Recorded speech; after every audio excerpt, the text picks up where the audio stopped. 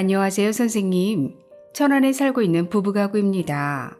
3년 전 서울의 아파트를 팔아서 이것저것 정리하고 남편의 고향으로 내려왔는데 지난달 기초연금을 신청하라는 안내문을 받고 남편과 함께 주민센터에 가서 기초연금을 신청했습니다. 그래서 기초연금을 받으면 도움이 될 것 같아 큰 기대를 하고 있었는데 어제 기초연금에 탈락했다는 통지서를 받았어요. 너무 당황스러워서 주민센터를 통해 담당자에게 전화를 해보니 3년 전 매도한 서울 아파트와 현재 살고 있는 천안집의 차익 때문에 기초연금을 받을 수 없다고 하더라고요. 사실 서울집을 팔고 천안집을 사면서 생긴 차익이 한 3억 원 정도 되기는 했었는데 대출받은 돈 갚고 남편 심장수술하고 아이들 대학 등록금에 결혼자금까지 쓰고 나니 통장에 남은 돈은 거의 없거든요.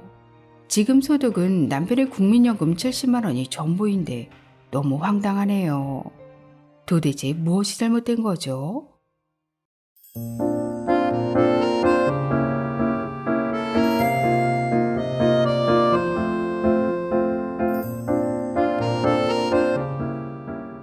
안녕하셨습니까? 행복한 인생의 이막 알베르토입니다.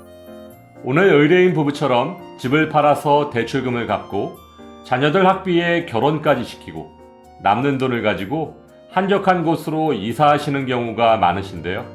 이럴 때 이것을 미리 준비하지 않으시면 오늘 의뢰인 부부처럼 기초연금에 탈락하는 황당한 상황을 겪게 되실 수 있습니다. 오늘은 기초연금을 받기 위해 가장 조심해야 할 기타 증여재산의 관리에 대한 내용을 아주 쉽게 설명해 드리겠습니다. 먼저 오늘 의뢰인 부부의 상황을 정리해보면 3년 전 서울의 아파트를 7억 원에 매도했고 현재 살고 계신 천안의 전원주택을 4억 원에 사셨습니다. 그래서 차액이 3억 원 발생하게 된 건데요. 하지만 차액 3억 원은 통장에 그대로 남아있는 것이 아니고 대출금 갚고 남편 수술비와 입원비 그리고 자식 둘의 대학 등록금과 결혼비용까지 보태고 나니 통장에 남는 돈은 거의 없는 상황입니다. 그래서 현재 유일한 소득은 남편의 국민연금 70만 원이 전부이신데요. 이렇게 재산과 소득이 별로 없으신데도 기초연금에서 탈락하신 겁니다. 참 이상하죠? 그럼 이번엔 기초연금을 심사한 담당자의 입장을 알아보겠습니다. 기초연금 심사부서에서는 서울의 아파트를 팔고 천안의 전원주택을 사면서 발생한 차액 3억 원을 기타 증여재산으로 보고 있습니다. 여기서 기타 증여재산이란 처분한 재산의 가액에서 다른 재산을 취득한 금액, 본인 소비분, 자연적 소비금액을 뺀 나머지 금액을 말합니다. 용어가 좀 어려우시죠? 그렇다면 오늘 의뢰인 부부의 경우를 예를 들어 설명드리면 의뢰인 부부의 기타 증여재산은 서울 아파트를 처분한 가액 7억 원에서 천안집을 사실 때 쓰신 돈, 즉 타재산 증가분 4억 원에 대출 상환, 남편 수술비, 입원비, 그리고 자녀 대학 등록금 등 본인 소비분을 빼주고 자연적 소비금액, 부부 기준 매달 270만 원씩을 차감하고 남는 금액이 기타 증여재산인 것입니다. 그런데 오늘 의뢰인 부부께서는 본인 소비분에 대한 자료를 평소에 하나도 준비하지 않으셨기 때문에 3억 원이 기타 증여재산으로 모두 인정돼서 금융재산에 포함되는 것입니다.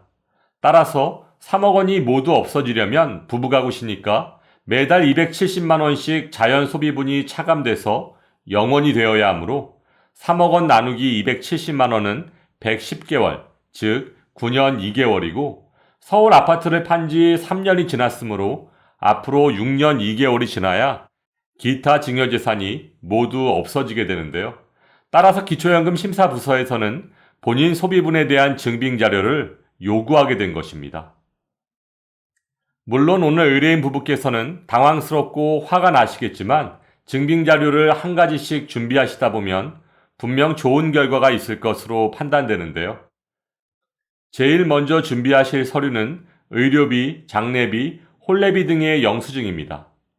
본인 및 배우자의 의료비, 장례비, 혼례비, 노인장기요양보호법에 의한 재가시설 및 시설 입소 비용은 본인 소비분으로 차감받으실 수 있습니다.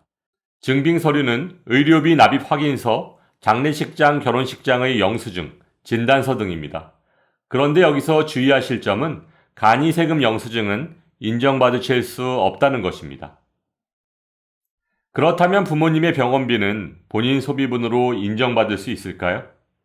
부모님과 함께 동거하고 계신 경우 희귀난치성 질환자 및 암 등 중증 질환의 치료, 요양, 재활비에 해당하는 의료비를 지출하셨다면 본인 소비분으로 차감받으실 수 있습니다. 두 번째는 대출금 상환 내역입니다. 대출 받으셨던 은행에 가서 대출 상환 확인서를 받아서 제출하시면 100% 부채로 공제받으실 수 있습니다. 단, 가족이나 지인 간에 차용증을 쓰고 주고받은 금액이 있으시다면 부채로 인정받으실 수 없습니다. 세 번째는 재산 처분에 따른 세금 납부금입니다. 재산 처분에 따른 양도소득세 등 세금을 납부하셨다면 그 금액만큼을 본인 소비분으로 차감받을 수 있습니다. 이때 증빙서류는 납세증명서, 세금 납부 영수증입니다. 네 번째는 등록금, 학원비 등 교육비 사용 내역입니다. 본인 및 배우자의 학원비, 등록금 등 교육을 위해 사용한 금액은 본인 소비분으로 차감됩니다. 또한 동거 자녀의 고등학교, 대학교의 학비로 사용한 경우 본인 소비분으로 인정받으실 수 있습니다. 이때 준비하셔야 할 증빙서류는 학원비 영수증, 등록금 납입 영수증인데요. 간이세금 영수증은 인정받을 수 없다는 점 꼭 기억하시기 바랍니다. 그렇다면 종교시설의 건축 헌금으로 낸 돈도 본인 소비분으로 공제받을 수 있을까요? 공익, 자선 등의 목적으로 각종 종교단체 및 사회복지법인 등에 기부한 경우 본인 소비분으로 인정하지 않고 있습니다. 오히려 증여로 인정돼서 일정 기간 재산에 계속 남아있게 됩니다. 그런데 이런 중요한 내용을 미리 좀 알려주었으면 좋았을 텐데. 내일부터 당장 증빙자료를 준비해야겠어요. 오늘 친절하고 정확한 설명 감사드립니다.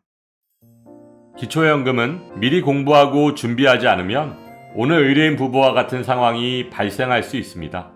오늘 방송 참고하셔서 본인 소비분에 대한 증빙자료를 미리 준비하시길 바라며 오늘도 알베르토가 어르신들의 행복한 인생 2막을 응원하겠습니다. 행복한 하루 되세요. 좋아요, 구독, 그리고 알림과 공유는 좋은 콘텐츠를 만드는 힘이 됩니다.